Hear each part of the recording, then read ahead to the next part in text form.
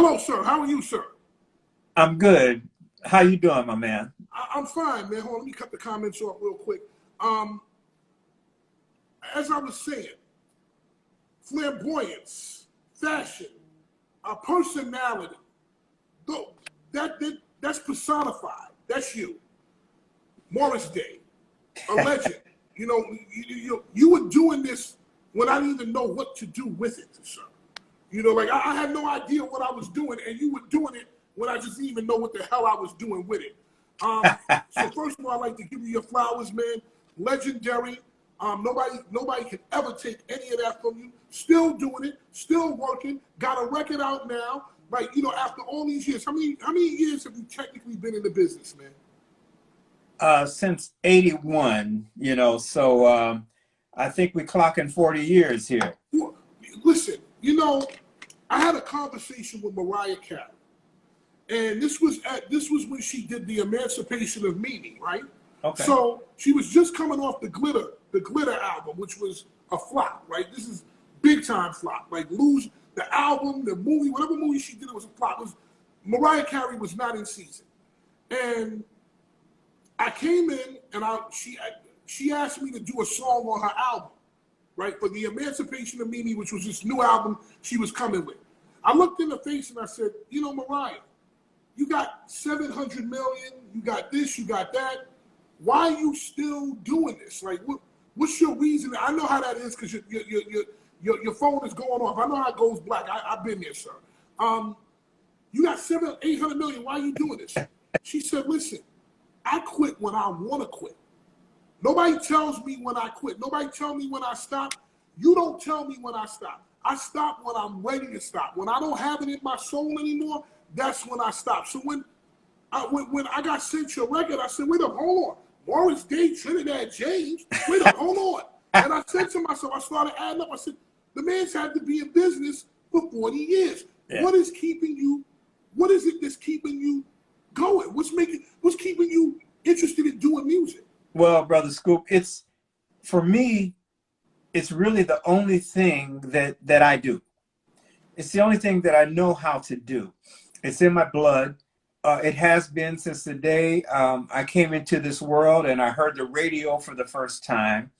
And it's a no-brainer for me. It's and then I have people in my life, my manager, Courtney Benson, who suggests, that I do things with some of the younger players in the game, which is how Trinidad came into the picture. And, it just makes sense. The brother came in, he did his verse and he added some stuff that inspired me to take a different approach to the song. And, that's really the only way. And it's not really about staying current. It's really about doing what I do. And it just makes sense, to incorporate some of the younger players in the business, into what I do. And it inspires me. It makes it different. It makes it fresh, if you will. And, it's fun for me. That's what I enjoy. Now, when I think of Morris Day, I think of Minnesota. And that could be for time, because of time, the movie Purple Rain, whatever. Where are you from originally? Originally from Springfield, Illinois. Mm-hmm. I was there for the first 8 years of life. And then, my mom moved us to Minneapolis, and we were supposed to be on our way to California, which I was looking forward to. Mm-hmm. And we stopped in Minneapolis to visit aunt who was ill, supposedly. Mm-hmm. And we ended up there for the next 20 years, which a lot of significantly good things happened in Minneapolis. I can't hate on Minneapolis. It was meant for me to be there. But Illinois, Springfield, Illinois, which is the capital, not Chicago, and on to Minneapolis from there. Now, like you said, like everything that when we think of you and we think of the movement and everything, we all think of Minneapolis and Minnesota. You out there, bro. Are you saying to yourself, what the hell am I doing out here? It's cold. Listen, there's black people in Minnesota now, but I think back then, it was probably you and 3 other people, man. Yeah. It was out there, it was black, man. How did that all work, man? Was there a community of black people? What was it like in terms of music, in terms of culture, in terms of everything? There were pockets in North Side Minneapolis and South Side Minneapolis that were predominantly African American, but that represented 1% of the population at that time. So it seemed like a lot because I was in the thick of it, but it really wasn't. But the thing is, the cool thing about it is what we were exposed to as musicians was pop radio. Now our funk and our R&B was underground. We were at the mom and pop record stores waiting on George Clinton, waiting on, I guess, I don't know if I could say the Commodores because they were pretty much mainstream, but we were waiting on our funk records at the mom and pop record stores. And on the other hand, when we turned the radio on, we had a R&B station or a black station, if you will, that broadcasted like a 5-block radius from 8 in the morning till like 5 in the evening. And aside from that, we listen to pop radio. But my point is, you know, we listened to these pop stations. We learned about strong pop hooks. We also had our funk roots, and we, you know, just out of what we had access to, we joined them. And especially for the Minneapolis sound that they quote unquote say, you know, the Minneapolis sound was us doing our thing, and a lot of the bigger acts, you know, the Commodores, and everybody had horn sections. Cameo, everybody, you know, James Brown, everybody had horn sections, and we didn't have a horn section, so we started using keyboards to play lead horn lines, and those combined with the pop hooks that we got used to hearing as kids kind of helped us form what became the Minneapolis sound. Okay, so now you're a part of that. Who's your first group? Everybody has a first group that they start with. Who was the first group of people you started with? What was your first band? My first band was Grand Central. Okay. And that was Prince, Andre Simone, his sister Linda on keyboards. Of course, Andre Simone's a bass player. And, you know, it was just, I called myself going to meet a girl at a high school dance. I go to meet her, and this band, Grand Central, was playing. Prince on lead guitar. He's about 13 years old, 14. Andre Simone, these cats were playing like they were 25 years old. I mean, he was doing Carlos Santana, Jimi Hendrix solos and playing the funk riffs and, you know, all the JB funk riffs. And I was mesmerized. I forgot about the girl. And, you know, because I was a drummer at the time, I forgot, you know, and I just really spent my whole night standing there watching them. And I said, this is what I need in my life right now. Yeah, I don't need the girl. I need this music. And I got to know Andre pretty well. So we started hanging out. We started skipping school. I don't advise that for the young people, but that's what we did. And we go and we play. So you think you're going to stop? Listen, hey, in our generation, your generation, yeah, there were bad kids. These kids are bad for no goddamn reason. You no think you're going to stop them?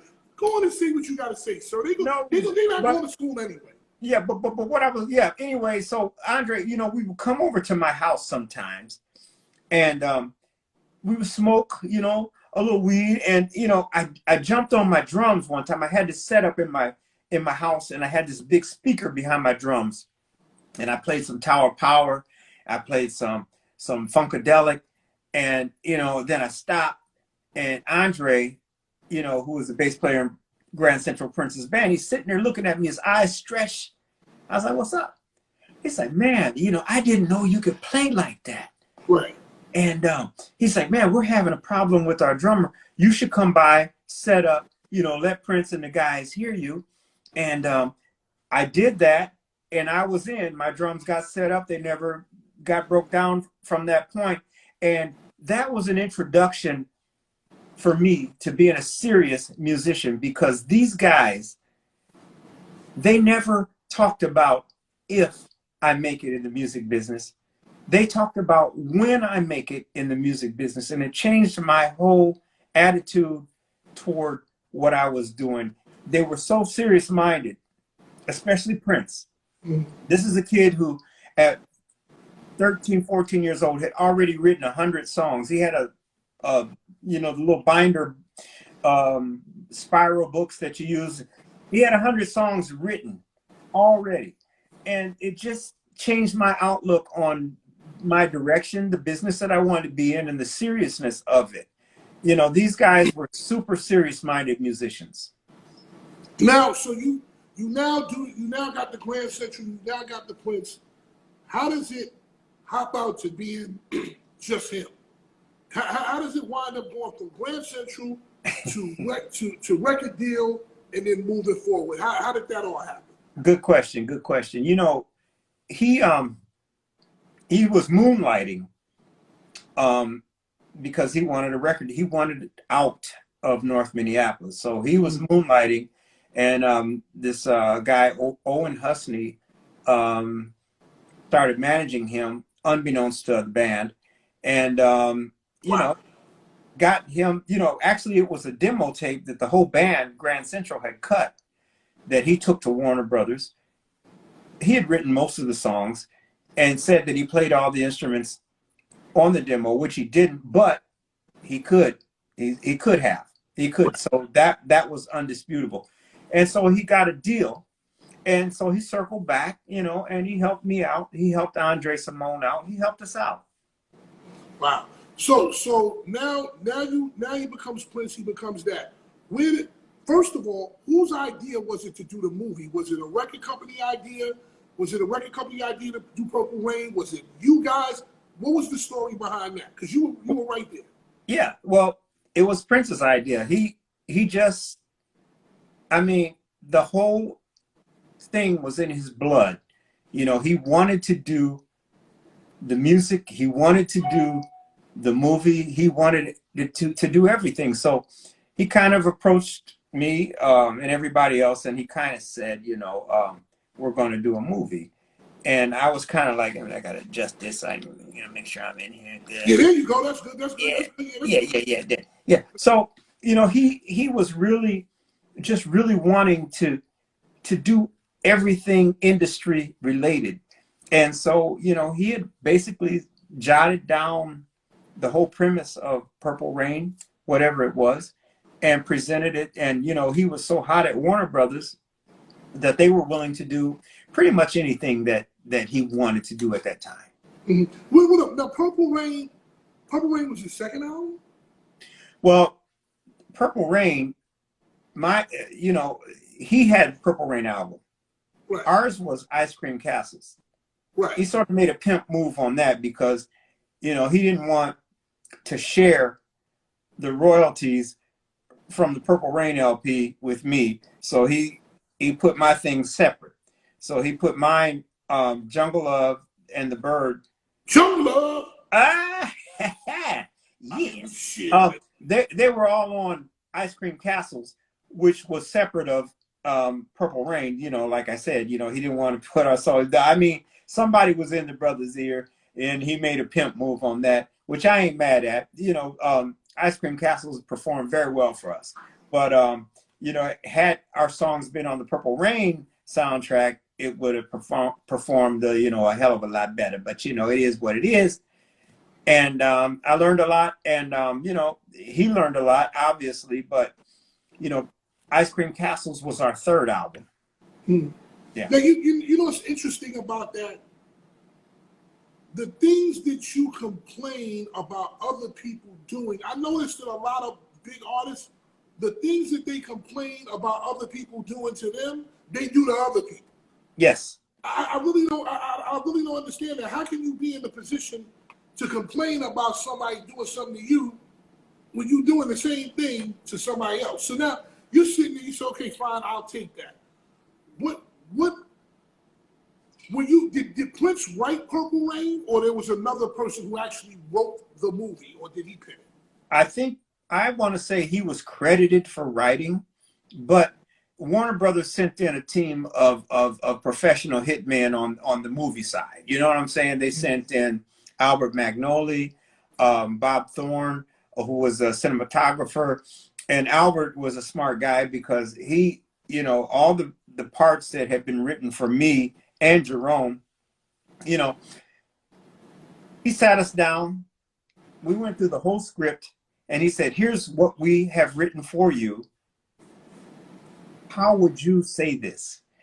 And so in a way, Jerome and I should have gotten, even if a minuscule percentage of writing credit, because we actually went through the whole script and made it what it was. We made it real for us. So in a lot of ways, we got looked over as far as the monetary side of that situation was concerned. I know I looked up at one point because Prince and I went in and out. We're brothers, you know. We fought. We were good. We fought. But I looked up at one point and I saw that he made 17 mil in 1 year off of the proceeds from the movie and the soundtrack, and I made 50 grand. Right. And that, no matter what you say, that will always be in the back of your head. Yeah. I don't care when you see somebody make that number and you turn around and you get a check for 50K. Now 50K is nothing to sneeze at. Yeah. However, when you see the difference between the numbers, there's no way that you cannot feel some kind of way about that. You said that you guys were brothers. Yeah. And I noticed that because I got a preview of the book. I brought the book. Amazon said it's going to come here February 19th. I'm mad with Amazon, but that's another story completely. I want to curse Amazon out, but I'm here with you, so I'll deal with Amazon later. Yeah. You said that he was very brotherly with you. You guys were tight. But then he could be cold with you. Yeah. On the other hand, how do you deal with that? How do you deal with that kind of relationship? You know what? That's a very tough one. It was, and it's something that I still, and these are good questions. You know, it's something I still struggle with. As much love as I have for the brother, and I'm glad. God let me be here.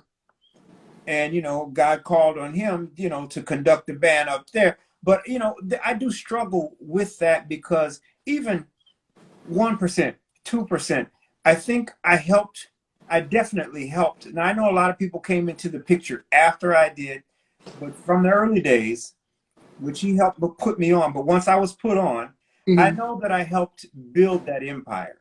And I know the Purple Rain was an intricate part of that empire. And I do feel like I should have been able to slice a little bit more of the pie than I did.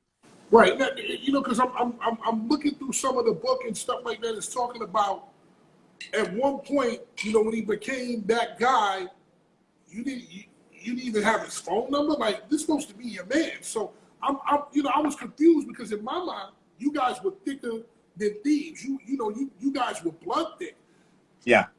How are you taking all of this? I mean, these are the questions I'm asking myself, because when I think that a man is such a pivotal part of the entire movement, and then to turn around and say, well, you don't even have his phone number? Yeah. Yeah, Brother Scoop. That was, it was all difficult. And, it's kind of, I guess after a while he started to present himself, I guess, on a personal side, I think he started to believe the hype as an individual.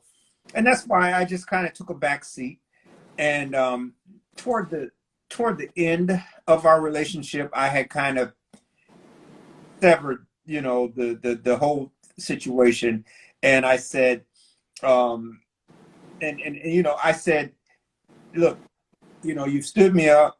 You've done, all of this, and through it, I still look back, and we've gone through a lot, so I still have love for you, but I'm kind of done with the relationship unless, because he wanted me to perform at Paisley Park, 2 months prior to, his passing. I hope I'm not jumping ahead too far on you, No, but no, no, go ahead, go ahead. yeah. And I said, no, because he had stood us up, had me fly my band to Minneapolis to do a show at the Target Arena. And then at the last minute, like Prince, he's like, I changed my mind. I don't want you on the show. I'm like, okay, well, I flew my band here. We're set up at the hotel. We're waiting. Everybody's waiting to go. I've got to pay them. I've got to pay the flights to get here. And, I said, so, and at that time, he wasn't even talking to me. He was having his people talk to me, which was interesting. And so they're like, yeah, Prince said, no, he's not going to do anything about it. You're not on the show and you're on your own. With that kind of relationship, being that y'all friends and brothers and all that and that kind of stuff, yeah. Did it ever get to the point where you say, yo, man, put your hands up, man? Like, did y'all ever get into a fist fight or get physical? Because I don't know how much of that I could personally take. And I'm sure you had 20 or 30 years of that. Did y'all ever get with the hands? We got real close to it. It's in the book, is what I like to say, Scoop. And I'm gonna just take the opportunity to flash it. The one you have on order, On Time, A Princely Life in Funk. And all of those stories are in this book right here. But we had this big food fight in Ohio, and he started throwing eggs and stuff on stage, while my guys were up there and throwing eggs at us, and him and his. Whoa, hold on, stop. Yeah. This is supposed to be your man. Yeah. He's throwing eggs at you and your crew while y'all are on stage? On stage. Why? To him, it was funny.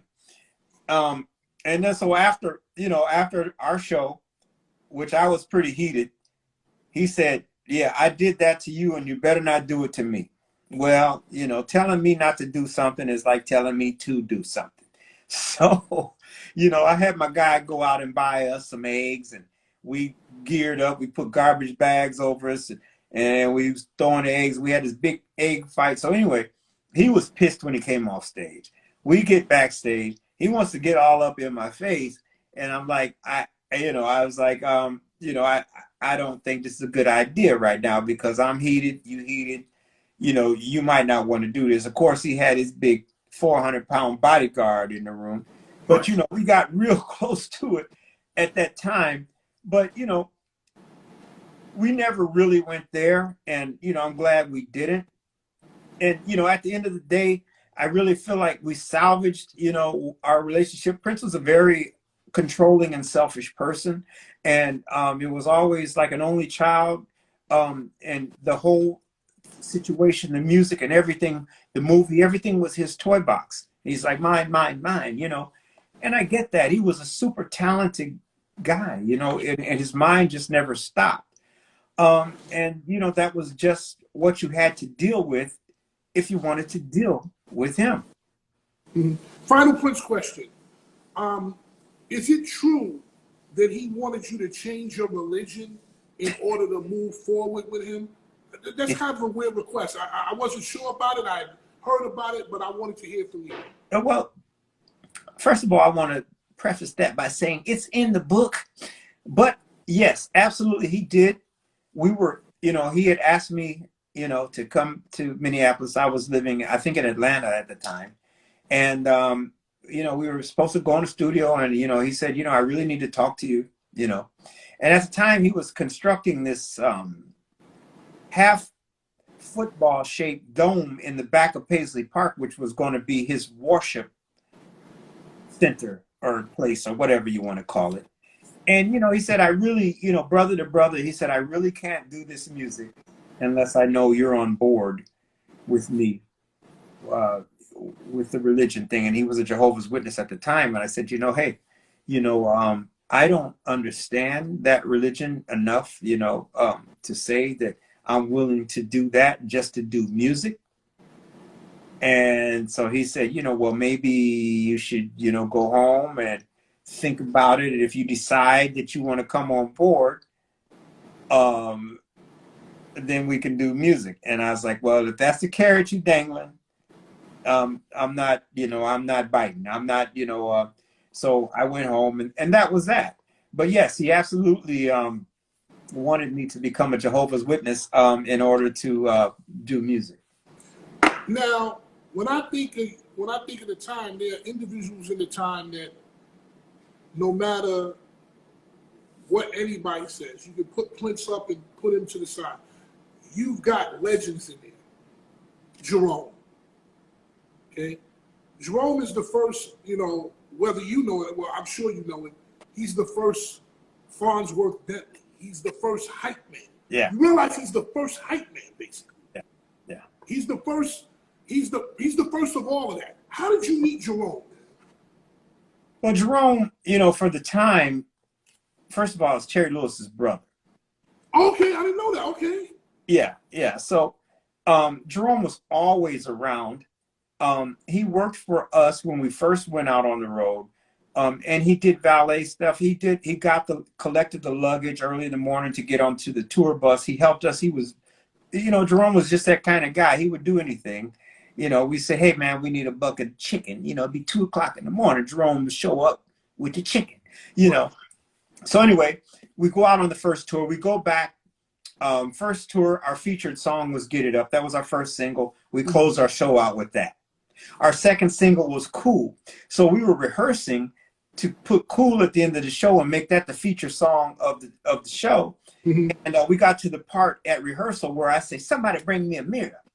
And Jerome ran into the bathroom and snatched the mirror off the wall and ran up and showed up in front of me with the mirror. And we all looked at each other, the band and Prince was at the rehearsal. We all looked at each other. We like, oh man, this shit's going to be in the show. So from that moment on, Jerome was a band member.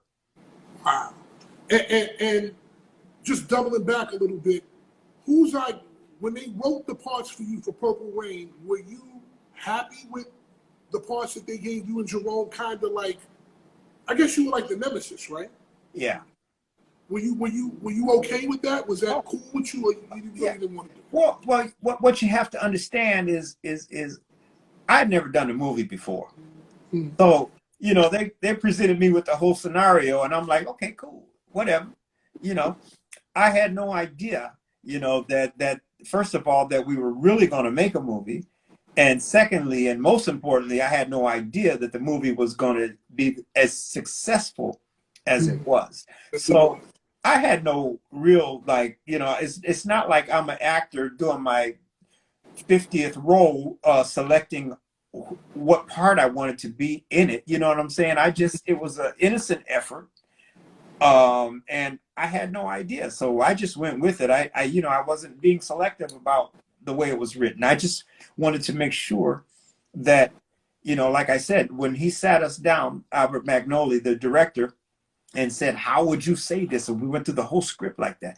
That's the only thing that was important to me, that it came across real. Authentic. Yeah. Yes, absolutely. Now, you also have Jimmy Jam and Terry Lewis in this group. We all know what they became. We all know what those guys became. Yeah. Where do they come from in the mix? How do they wind up being in the circle, being in the picture, so to speak? Well, like I was telling you earlier, we lived in Northside Minneapolis. There was 2 areas that were predominantly African American. One was Northside Minneapolis, the other was Southside Minneapolis. Mm-hmm. There were bands every other block back in the late 70s, or mid 70s, early 80s. I mean, competition was thick. And Jimmy and Terry were in Flight Time. Awesome band, man. They had the horn section. They had Cynthia Johnson, who ended up being the singer that did Funky Town, which was a worldwide smash. Funky Town! Yeah. I want you to take me to. Yeah. Let me not fucking be. So they you know where I'm coming from. Yes, absolutely. So they represented, Grand Central and them represented the 2 baddest bands in Northside Minneapolis, and maybe in Minneapolis overall. And so when it came time, and I really was a big fan, but we battled back and forth. They won a lot of the Battle of the Bands, but Grand Central, with me, Prince, Andre, Simone, we always ended up in the newspaper as most likely to succeed. Mm-hmm. You know, so we had a popular vote to be famous someday, Mm-hmm. and we didn't you know we didn't let them down. So anyway, Right. You disappoint.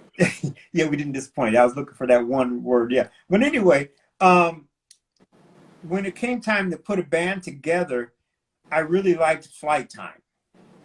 So they were my choice: Jimmy, Terry, Monty, you know, Jelly Bean. But when we first put the band together, I was supposed to be the drummer, and that's what I wanted to be. But I felt bad because Jelly Bean would have been out of a job, you know. So at that time, when we first put it together, Alexander O'Neill was supposed to be the lead singer.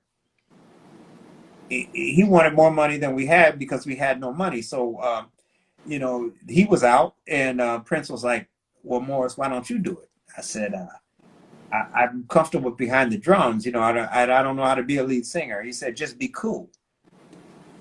You had, Yeah, you had that. You and, had that down pat, man. and I You had that down yeah, pat yeah, in a way that nobody got it. yes, sir. And so I said, you know, I could do that. So I was happy when I decided to be the lead singer because now Jelly Bean has a job. Mm-hmm. So I was happy about that. So I really recruited the nucleus of Flight Time, Mm-hmm. and to be, you know, the time. And so, you know, that was cool. You know, however, you know, they didn't play, you know, me and Prince basically made the first two albums. So, you know, Okay. they never stepped in the studio until like the third album. But Okay. anyway, So now they step in the studio. So now Jimmy Jam and Terry Lewis, they're producing parts of the third album, right? they never produced. They never produced. Prince wasn't allowing anybody else to produce. I mean, he and I basically did most of everything, and he really wasn't allowing it. And that was really the beginning of the end of the time and its original members, because Terry and Jimmy wanted to produce.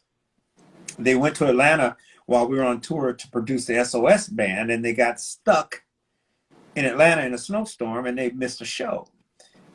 And that's pretty much what happened.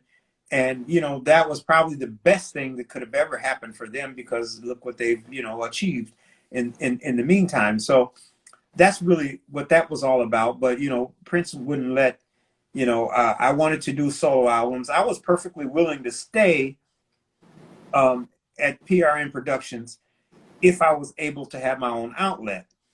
But you know, he wouldn't, you know, he wouldn't have it. So that's why I had to leave. And you know, that's, you know, why I became a solo artist. Not because I wasn't loyal to the situation, but I saw the writing on the wall that I wasn't going to be able to be creatively expressive.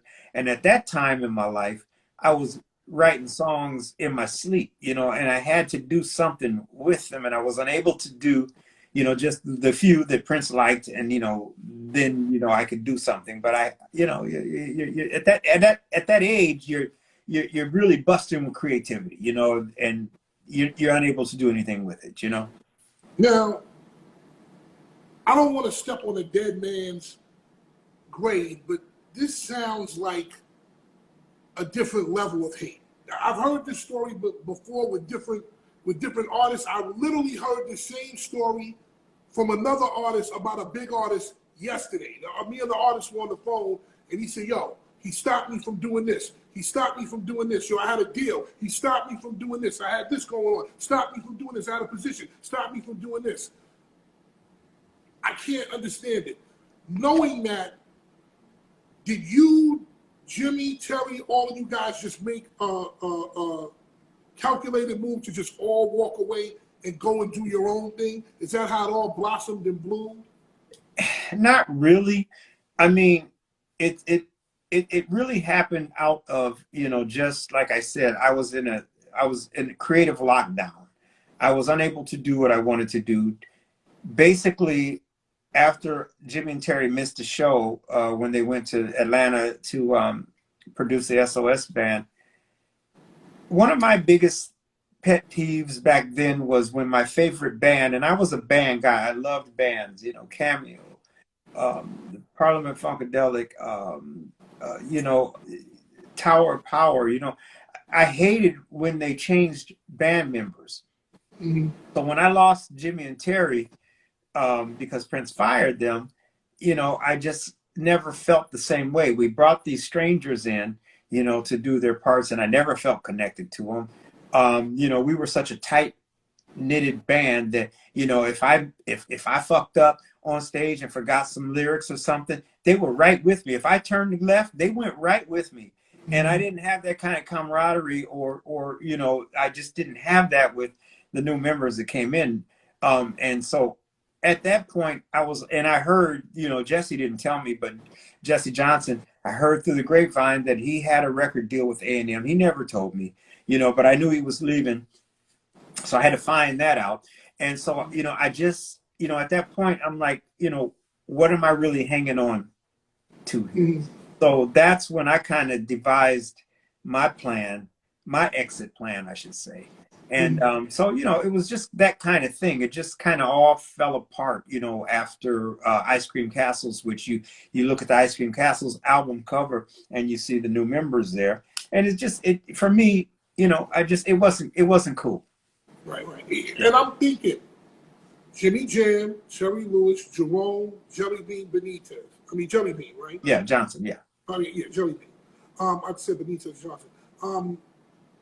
How many members were in that band? 7, right? Yeah. That means that 75% of the band was legendary. Oh yeah. 75% of the band. You know how hard it is to have one person in a group that's legendary? Yeah. To have 75% of a band be legendary is different. What do you think would have happened had they let Jimmy Jam, had Prince let Jimmy Jam and Terry Lewis do their thing, let you write the way you wanted to do, and let everybody roll? What do you think the outcome would have been? He would have had an unbelievable company. I don't know if it would have, I'm sure it would have turned into a record label, but it would have been unbelievable. I mean, look at the achievements. And if we didn't have the obstacle of going through what we had to go through to get where we got, then it would have just been instantaneous, so I just, I think if you really look at the accomplishments, it would have been incredible for him. I want to mention two names to you. Bad Boy, Death Row. That's what you would have been for that time. Yeah. You would have been the guy. You guys would have been the guys for like a 10, 12, 15-year run that were just putting out all the records. Right. Like, like when Teddy Riley had his run with New Jack Swing, when Puff had his run in the 90s with Bad Boy, when Death Row had their run, there was no one and nothing that could stop that wave. That's what it would have been to me. Absolutely. And it's a shame that didn't happen. And there would have been a film component to that, because actually, after Purple Rain, Under the Cherry Moon, that was supposed to be me. Under the Cherry Moon, I mean, we could have kept all of that rolling, and it's all water under the bridge, but that is what we had on the table. We could have kept all of that going.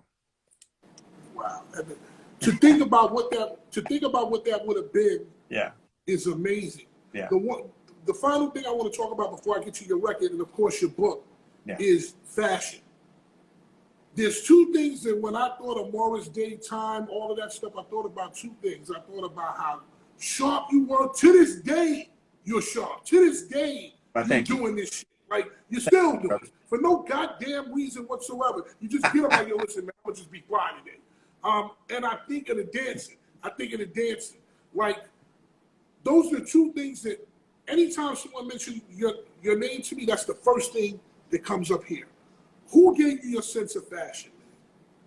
Well, fashion, my mom, when I was a little dude, she was dressing me up already. I had pictures of me like 5 years old with two-tone shoes and, the pinstripe, the little baggies with cuffs in them, before I even knew what that was. And, my uncles, my grandfather, he was a pimp. He was doing what he could do, in Chicago doing his thing. And every picture I saw of him, he was pristine. No, no, no, sir. That's a cold weather pimp, okay? That's a Yeah, different kind of pimp, sir. yeah, It's a cold weather pimp. yeah. It's a different pimping, sir. Overcoats, hats, all of it. Yes, So, I looked at him and, I wasn't necessarily interested in the profession, but I was certainly interested in the way he got down with the clothing. So he was a big influence. And, every time I saw him, him and my uncles, my great uncles, they were before their time. In the 40s and 50s, they owned cab stands and they owned their own businesses and stuff like that. And he was always, they would have the leather jackets and the cab hats on and the boots and shit. And he was always off to the side, just clean, and right. Clean, sharp, clean as Lysol. yeah, And Mr. Clean and Brillo, yeah, all together, sharp as a knife. So, yeah, so all that. right, all of this stuff is coming into you. When does it start with you? Does it start before Grand Central? Are you doing this before Grand Central? Or is like when you legitimately get on and get bread, you're like, yo, man, I'm gonna just do this. It started a little bit, not so much, but once I got the come up, and I knew, that I was going to start doing the album covers, and that I had a look that I had to develop, and that the look that I wanted everybody to see me as, and that's when it really came into play for me, and that's when I started, saying, okay, let's do this, let's go to the zoot suits, a lot of times in early days do the hats, and I was just rewinding and looking at my grandfather and saying, this is how I'm going to do it. At what point did you know that what you were doing had caught on with the people?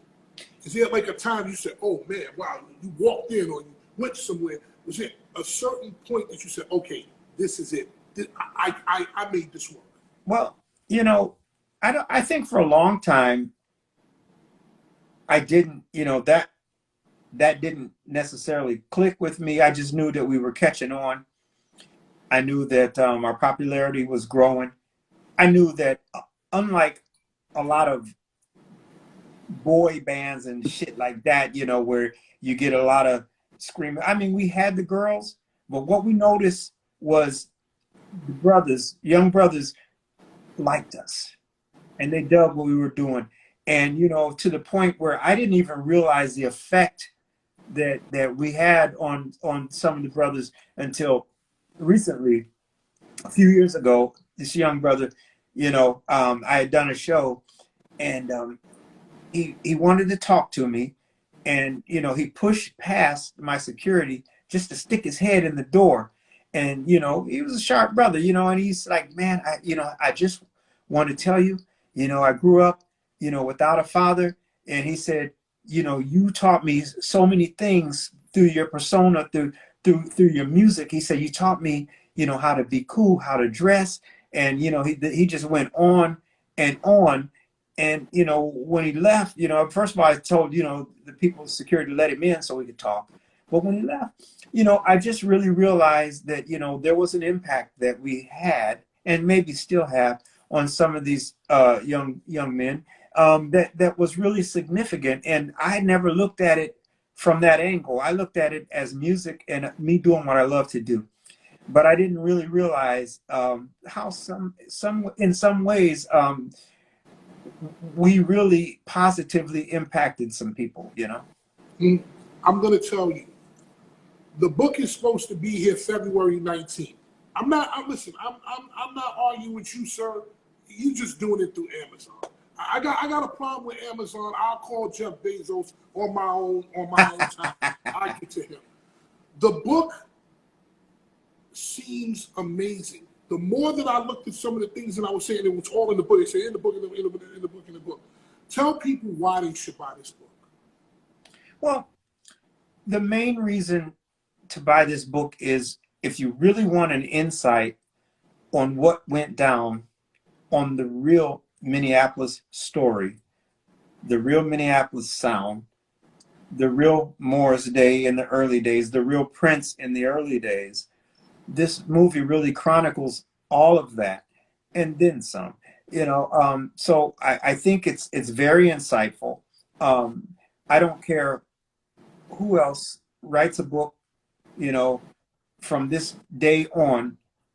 I was there from day one. I experienced the whole story. This book tells the whole story as I saw it from day one. And so, you know, if anybody's really interested in the Minneapolis sound, the Minneapolis movement, or any of that, then you should definitely read this book. Listen, man, I grew up on Lake Winnetonka.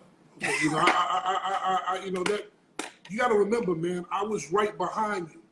You understand? I was right behind you. So when you were doing this, all of this stuff that you're doing is creating the Fatman Scoops. Okay. It's creating the Dougie Fleshes. Okay. It's creating, like, you have to understand, because we're growing up on this sound. Yeah. So all of that is coming into our musical taste, how we're making records. You know, you have no idea what you've done. And I want to give you your flowers for that, because you don't know what you were doing. Some little things like showmanship, there are things that I have taken from you in terms of showmanship. Just little tricks and gadgets and how you did certain things, you know, cool shit, how you move. You don't know who you're influencing, man. You have no idea who you're influencing. So I want to give you your flowers for that. New music. Tell them about the new music. Well, you know, we're you know, we're putting this thing together, and you know, it's crazy. You know, we got this song Head Rush out with Trinidad James. We got music with Snoop. We got music with Flo Rida. You know, and you know, the list just goes on and on. So we're trying to button up this thing and finish it up, but you know, it keeps getting more and more interesting. So we have other features coming into it, but we have great music. It's just, you know, I kind of feel like, and I'm kind of calling it my last effort as far as music is concerned. And so I want to make it a great one. And you know, it's just got great music. You know, we're putting the stuff out, and it's going to carry us through 2021. And you know, just look forward to it. You know, if you see it, download it, check it out, stream it, whatever it is. It's all good. You know, if you get when you get an up tempo that's like Jungle Love Speed or faster, send that over, bro. Send it over. Let me do what I do. Send it over. You got it. It would literally be an honor for me to do that. People, don't forget, after Morris, we're gonna have the question of the day. We do celebrity interviews like Morris Day. We do question of the day, sensible ignorance, foolishness, and all that. Today's question of the day is, and then I'm gonna get Morris out of here, is if a man is dealing with two women, one he lies to, and the other he tells the truth to, who does he love more? So that's going to be the question of the day. What would you like to say about that, sir? Start it off. I feel like he's lying to both of them. Hold on, walk through now. I'm going to give this to you again. Okay. If a man is dealing with two women, one of them he lies to. He straight lies to him. Everything he tells him is a lie. The second one, he's like, baby, this is what I'm doing. This is how I'm doing it. Listen, this is my life. I'm not bugging with you. Like, whatever the case is, he's telling her the truth. Which one do you think he loves more, in your opinion? Yeah, well, I'm gonna say that, you know, he loves the one he's lying to the most. Tell me why. Because he's trying to protect her. Obviously, you know, he's opening up to the one because he knows he can. He doesn't really care where that's going, but he's somehow trying to protect the one that he's building this scenario for. Right. But it's like you. In a way, women might not understand. It's like you're actually keeping the truth away because the truth is a little too harsh for maybe some people to handle. The woman that he's telling the truth to, he can just say, look, this is the way it is. I know you can handle it. You either rock with it or you don't. Okay, you choose to rock with it, cool. But the other one, he's like, listen, I can't share this with you. I have to shield you from the truth. So there you go. You're the first one to start this off. I'm going to go to everybody now. Brother, I want to thank you for coming through. And anything you need from me, I'm expecting the up-tempo. I'm literally like waiting for that, man. I'm waiting for that. Like, coming at you. Or what I'll do is I'll tell Courtney, yo, let's get on the phone. Let me just hear a couple of joints you got, and then I'll pick the one. If you're like, yo, man, give me that, send that over. Let me send it back. Coming at you. Thank you very much, brother. Love you very much. Appreciate it. Much love, brother. Much love. God bless. Hold on. Let's put it up one more time. That's available now. That's available now on Amazon. A real salesman right there. A man after my own heart. That's right. Wallace Day. Thank you very much, brother. God bless. Fatman Scoop. Visit fatmanscoop.com to buy merch. Go to Fatman Scoop on Instagram TV or YouTube to see the full interview.